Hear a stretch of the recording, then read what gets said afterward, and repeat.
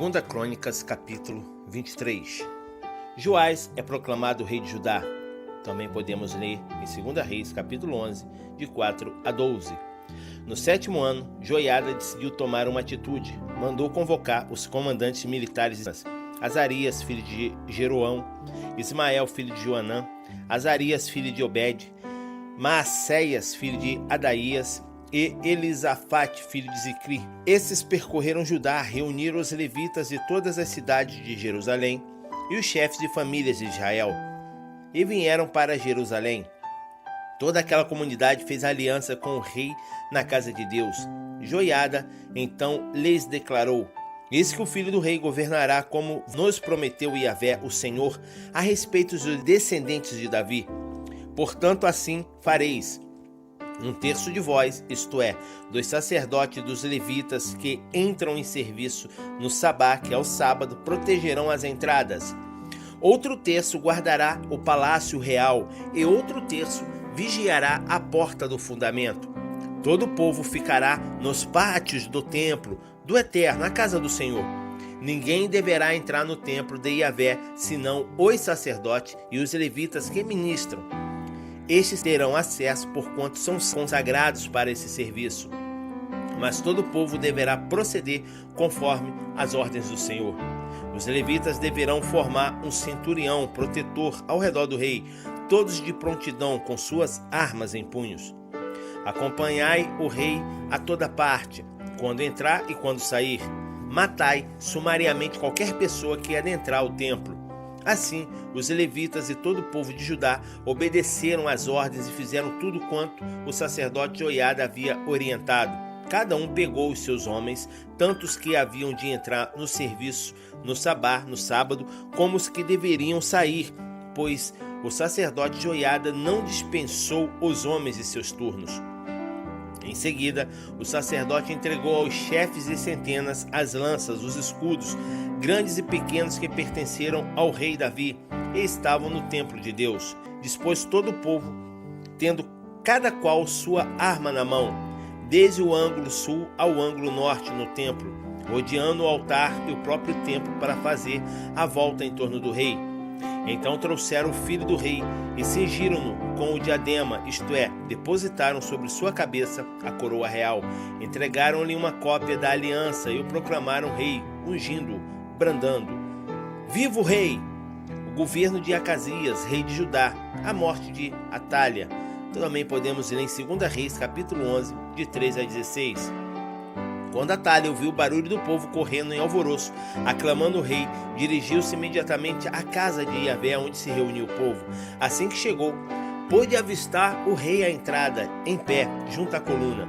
Os oficiais e os músicos especialistas em solar as trombetas estavam ao lado do rei, e todo o povo muito se alegrava ao som das trombetas. Então, todos os músicos com seus instrumentos musicais dirigiam cânticos e hinos de adoração. Nesse momento, Atália rasgou suas vestes e gritou: traição! Isso tudo é uma cilada! No mesmo instante, o sacerdote Joiada trouxe para fora os capitães do exército e ordenou-lhes: levai-a para fora desse recinto, fazendo-a passar pelo meio das filas de guardas, e quem a seguir seja morto à espada. Pois o sacerdote havia avisado: não a mateis na casa de Yahvé, o Senhor. Então eles a prenderam e levaram até a entrada da porta dos cavalos, que dá acesso ao palácio real, e ali a executaram sumariamente. A aliança de Joiada, podemos ler em 2 Reis, capítulo 11, de 17 a 21. Joiada estabeleceu uma aliança entre si mesmo, o povo e o rei, para serem eles o povo de Yahvé, o Senhor. Então todo o povo partiu em direção à casa de Baal e a derrubaram, despedaçaram os seus altares, as suas imagens, e executaram Matã, sacerdote de Baal, diante de seus próprios ídolos e altares.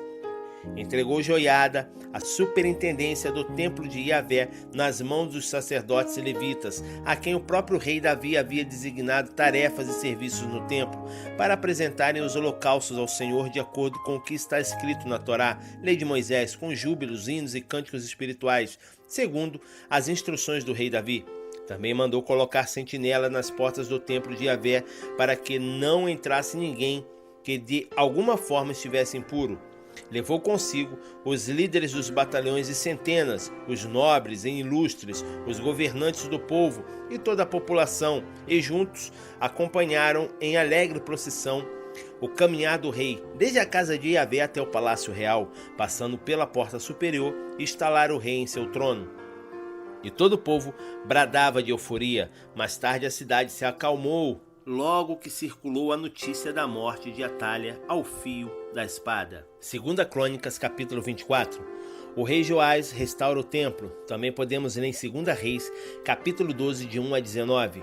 Joás tinha 7 anos de idade quando começou a reinar e governou 40 anos em Jerusalém. Sua mãe se chamava Tisiviar Zíbia, na cidade de Beer-Shevá, que é Berseba. Joás agiu e viveu de modo agradável ao Senhor durante todos os dias do sacerdote Joiada. Joiada escolheu 2 esposas para Joás, com as quais casou conforme a tradição, e teve filhos e filhas. Depois disso, Joás decidiu reformar a casa de Yahvé, o Senhor.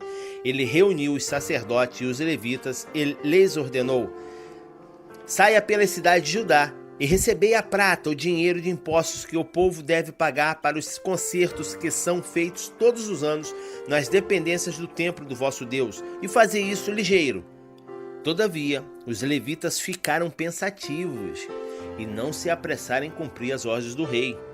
Então o rei chamou Joiada, o chefe, e lhes indagou: por que não obrigasse os levitas a trazerem de Judá e de Jerusalém o imposto ordenado por Moisés, servo de Yahvé, à comunidade de Israel para a tenda da Arca da Aliança, a casa da presença de Deus e do testemunho?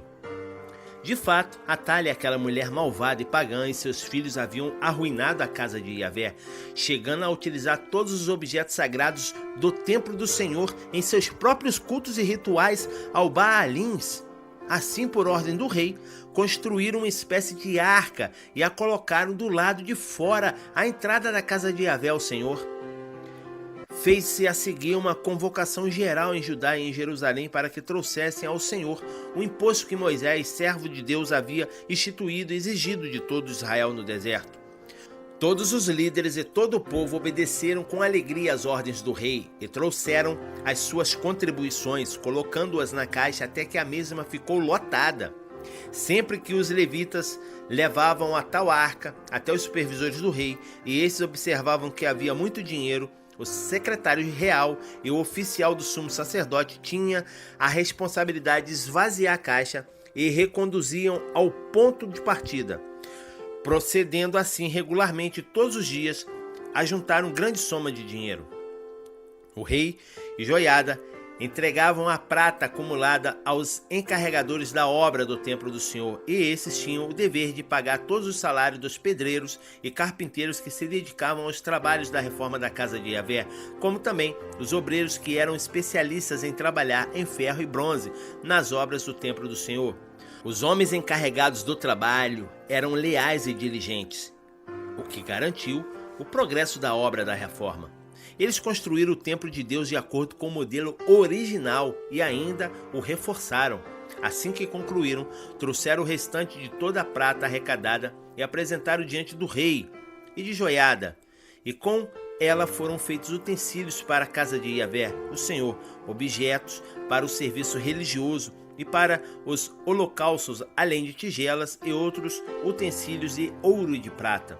Enquanto Joiada viveu, sacrifícios e holocaustos foram oferecidos continuamente na casa de Yahvé, o Senhor. Morre Joiada, apostasia em Judá. Mas o tempo passou e Joiada envelheceu e morreu em idade avançada. Ele tinha 130 anos quando faleceu. Sepultaram na cidade de Davi com os grandes reis, porquanto havia realizado bem para todo o povo de Israel, especialmente para com Deus e sua casa.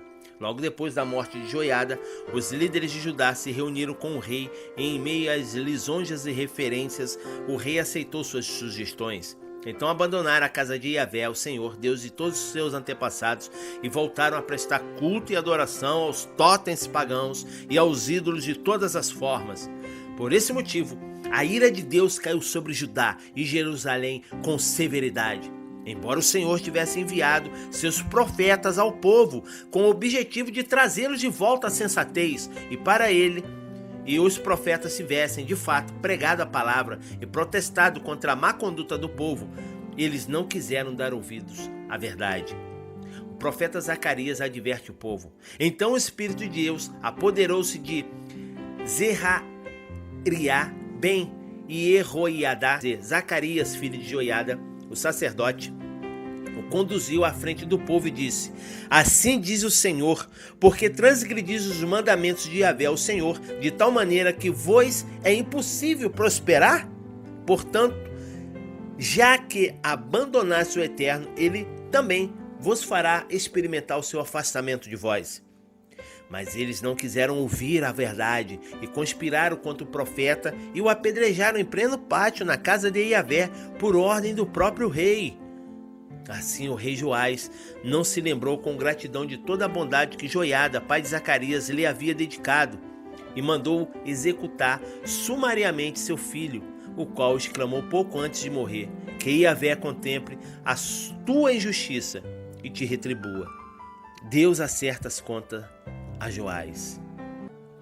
Por volta da primavera, na virada do ano, o exército da Síria decidiu atacar Joás. Invadiram Judá e Jerusalém, exterminaram todos os chefes e líderes do povo e encaminharam todo o seu despojo de guerra ao rei de Damasco. O exército dos arameus tinha vindo com menos soldados do que o exército dos judeus, mas Yahvé, o Senhor, o fez parecer um exército muito grande, poderoso e destemido, porquanto Judá havia sido desleal e abandonado o Eterno. O Deus do seu juízo foi plenamente executado sobre o rei Joás.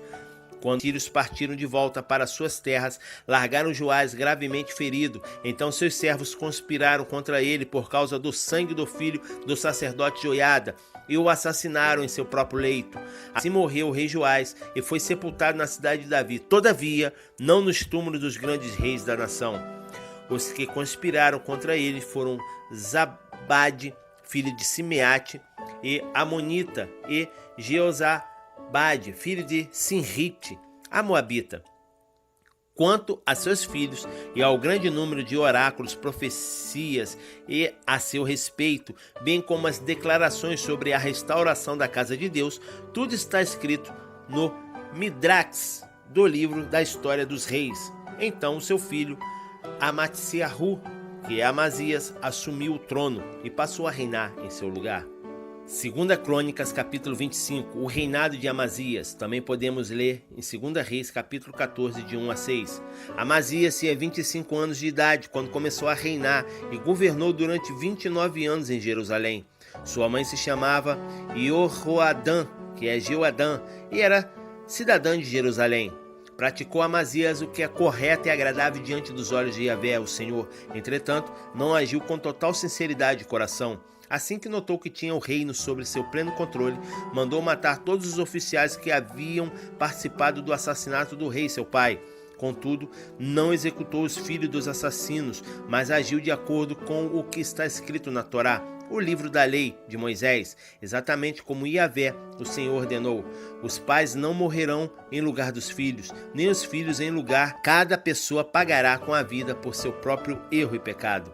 Mais tarde, Amazias convocou Judá e o dividiu conforme as suas famílias, nomeou comandantes de 1000 e chefes de 100 homens em toda a região de Judá e Benjamim. Então reuniu todos os homens com mais de 20 anos e constatou que podia contar com 300.000 guerreiros prontos para o serviço militar, capazes de empunhar a lança e o escudo.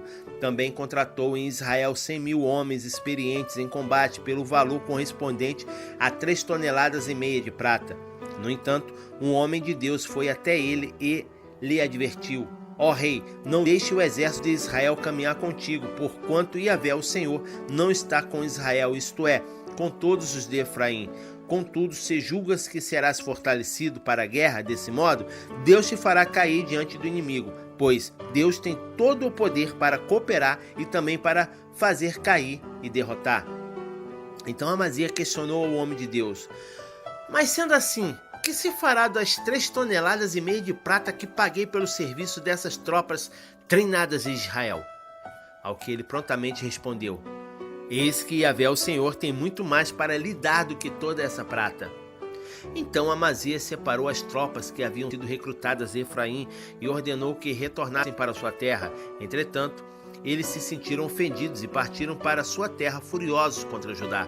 Amazias, encorajado, conduziu seu povo e foi ao Vale do Sal, onde com o seu exército matou 10.000 dos filhos de Seir. Da mesma forma, capturou outros 10.000 que conduziu para o alto de um penhasco e os atirou de lá, e todos eles morreram despedaçados.